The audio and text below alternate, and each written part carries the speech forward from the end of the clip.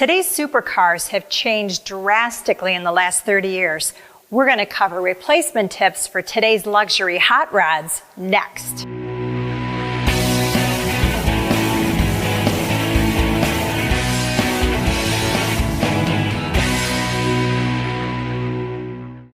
I'm Mary DellaValle with Tire Review. Today's supercar is normally a two-seater coupe that is fitted with a tire that has a Y speed rating, allowing it to safely travel above 186 miles per hour. Those cars exemplify max performance, plus they have massive horsepower and torque.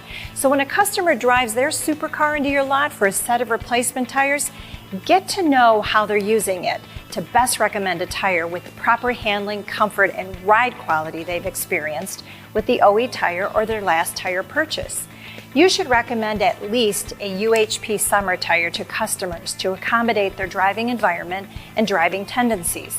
And if a customer is driving a supercar on a track only, a race or competition tire with a softer compound to give the vehicle added levels of grip should be recommended.